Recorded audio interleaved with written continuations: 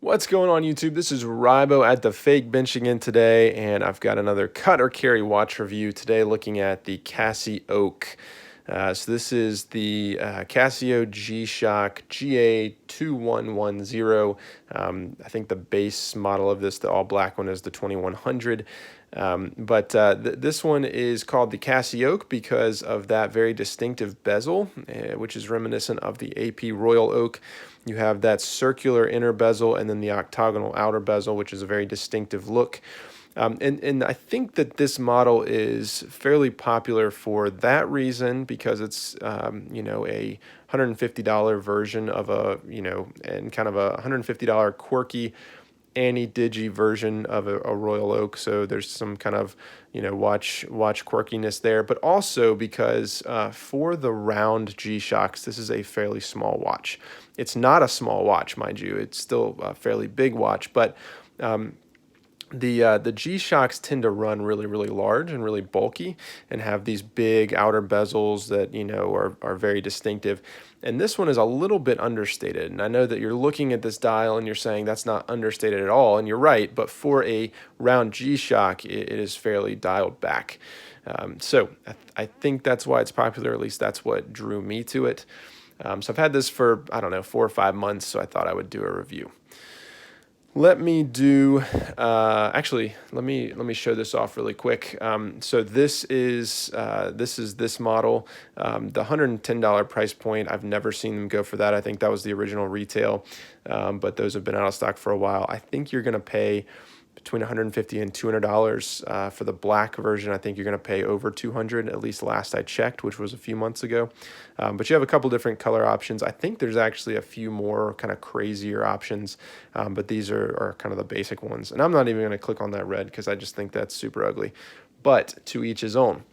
All right, let's do some quick size comparisons. So you can see that I still have my problem with gravitation towards green watches and knives, but this is the Casio Royale or the World Timer. Awesome little watch, $25 maybe. This is on an aftermarket band, but you can see fairly nice case shape and overall size here, as well as the thickness. One of the things that the G-Shocks, at least the big round ones, typically have is that they're really big. So I really like really like the size of this. Pulling it up next to a 5600 as well, you can see it's still bigger, but I think it's a really good size in comparison. I wish I had one of the other G-Shocks, but I've sold them over the years just because they're way too big for me. All right, so things that I like about this watch. So first of all, the dial. The dial is really cool. You have a lot of depth here. You can see those indices are pretty steep. Plus, you have the sunken windows for the digital display here, and the half moon here for the day complication. The day complication itself is really cool. It's just a neat way to do it where you just have this lever that kind of, moves between Sunday through Saturday. And that's pretty cool. It's added complexity there visually with the dial, but I think it's pretty neat. Other things that I like, the lume is really cool. It's always neat to have good lume on a digital watch, especially on the hands of like an anti-digi watch. And so you have really good lume on those hands, which is really nice. I wish there was more lume on the actual dial. I think you have little kind of pips up here, but it would be nice to have those indices loomed, or at least the tips of those indices loomed instead of having it back at the outer bezel there. The other thing, the light is really good. It's hard to tell in this light, but I think the light is very nice, the digital light, and so that's kind of a nice thing. I think it looks pretty cool too. You've got kind of that white light view on a black display, which is nice. So I like that a lot. Other things that I like, so this is a little bit interesting one, but one of my favorite things about this watch is the inner round bezel that's very clean. And again, I don't have another G-Shock to compare it to, but typically if you look at a lot of G-Shocks, especially the big round ones, one of the issues that you'll see is that they have these complicated bezels that come over the crystal, and they come over the crystal in a way that the inner crystal is not round, it's not circular. One of the issues with that is that you typically get a lot of buildup and a lot of crud down in there, and it's very difficult to clean out, even with like a Q-tip or something like that, because you just have these very small crevices where stuff builds up. And so one of the things you'll see is over the years with G-Shocks is they typically build up a lot of dirt and grime. One of the awesome things about this watch is that it's completely circular in there. So there's really no place for stuff to build up that can't be just simply wiped out. And so I've noticed that this watch seems to stay fairly clean. Now you still have some of that stuff here where you've got, these kind of, classic G-Shock cuts and things like that. But I think overall, this watch is going to stay and look a lot cleaner over the years because it has such a simple bezel, or where the bezel meets the crystal. And so I really, really like that. Other things I like that this, for the type of watch it is, and for a Casio in particular, is fairly clean when it comes to display and text. If you compare it again to the world timer here, you see all of this text. You have world time up here, you have illuminator, you have all this stuff. If you compare it to something like the 5600, you see all of that stuff that you have there. This is very, very clean. G-Shock protection, and then you have these I don't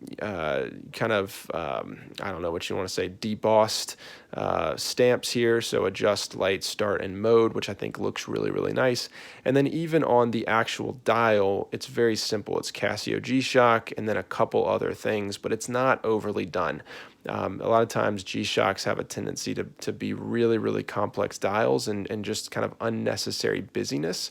And so it's really nice to see something so clean. And I think that's another thing that adds to kind of the, why people really like this watch. Other things that I love how thin this watch is. Not necessarily thin, but it is much more in line with something like the World Time or something like the 5600 in terms of the thickness. Again, if you look at some of the other popular big round G-Shocks, they are really, really tall. And really unnecessarily so, because a lot of the height is after the crystal. It's those extra proud, pieces of the bezel or the case. So I really, really like that. Other things I like, I think just all around it's a very nice package. It's a good looking watch. It's very functional and it really meets that form and function. I think it looks really good. I think a lot of the color combinations, except for that red, which is just not me, but the color combinations look really good. Like this one, it's kind of understated, but you've got some nice accents. It's not overdone. Although, we're talking about a G-Shock, it's a little bit overdone, but I think it just looks really, really nice. And so I like the form factor of it quite a bit. Anything else? Let's see. I think that's about it. Oh, no, one more thing. The other thing I like, and I will talk about the band in a second, but this is my first G-Shock that has the quick change spring bars. So the quick release spring bars on this G-Shock are really, really, that's a very, very nice addition. Now, functionally, I don't think you're going to be really taking these off much because, it's a very specific band.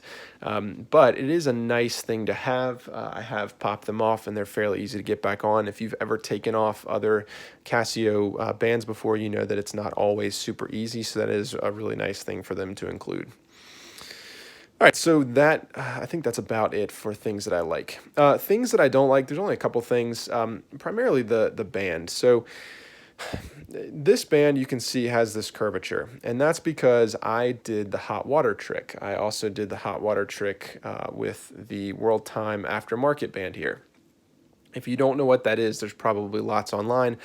But essentially what you do is you take a resin band like this, you take it off of the watch, make sure, important step, although with a G-Shock it's probably fine. But take it off the watch, you boil some hot water. What I do is I pour the hot water into like a Yeti cup. I put the bands down in there to where they're taking the curvature of the inner part of the Yeti or any kind of, anything that can handle the hot water. Leave them in there for a minute or two, and then I pull them out with tongs and immediately put them in an ice bath. So I just have a cup of ice water and dunk them in there and kind of shock them, and then they keep this shape. So it does two things. It gives the band a nice shape that conforms to your wrist a little bit better, and it also kind of makes the rubber a little bit softer and a little bit more pliable. I usually do this with all the G-Shock bands that I get. I think it's a necessary step because out of the box, they don't really fit the wrist very well. They don't make a nice curvature, and that'll break in over time, but that's a nice way to get a quick break in. I will show this on wrist just to highlight that. Give me 1 second. Show this on my right wrist because I have a different watch on my left. So you can kind of see it does, hopefully you can see that, it does form a nice curvature on the wrist, and so it helps to break it in. So I would highly recommend you do that. But in general, you know, with a lot of G-Shocks, with a lot of Casios, I'm not super impressed with the band. I don't find it super comfortable. I mean, it's not bad, but you know, while these things are important for ventilation, like I just don't love the way that that looks. I wish they had more options for the band. You know, in a lot of ways, while there are some really nice features like these steps that help keep the band locked into the keeper, in a lot of ways, I think that the quality of the G-Shock bands doesn't really match the quality of the actual watch. I would love the ability to wear something like the Combi bracelet on this. So yeah, so not a huge fan of the band. The only other thing really that I don't like about the watch is that this has the 5600 style pushers. So you can see the smaller, they're not quite as, you know, they don't protrude quite as much as something like the World Timer. I really just have never understood this because you have this issue on a lot of G-Shocks. I do not like the exposed steel pushers like this. I find them very difficult to you know, manipulate. I do like that they're not covered in that kind of soft plastic that has a tendency to tear and to pick up stuff. But they just need to come out further, or there needs to be some kind of interface over this to let you push, because right now you have to get your fingernail in there to push, and I find that that's really, really frustrating. It seems like such a simple thing, and it seems like, you know, something that is also prone to error, as you can see on my 5600, where it's just way too sunken in, and so the quality control isn't quite there. So that's something that's always kind of been a pain on my 5600, and I'm disappointed to see that on this watch as well. But apart from that, I think that's about the only two things that I dislike about this watch. Overall, this is a strong carry for me. I've been very impressed with this, really impressed with how much I liked it. You know, usually G-Shocks are kind of a fun new toy for a little bit, and then you kind of get sick of them because they're not super practical. I mean, they are incredibly practical in one sense, but they're usually, and I'm probably going to offend some people, but they're usually a bit gaudy. And this one I really, really like because it's a little bit understated. It's still very cool, very complex, gives you a lot to look at, but you know, it is definitely understated compared to a lot of traditional round G-Shocks. So this is going to be a strong carry for me. Big fan of this watch. You'll probably see it on the channel going forward. Hope you liked this review, and I will see you next time.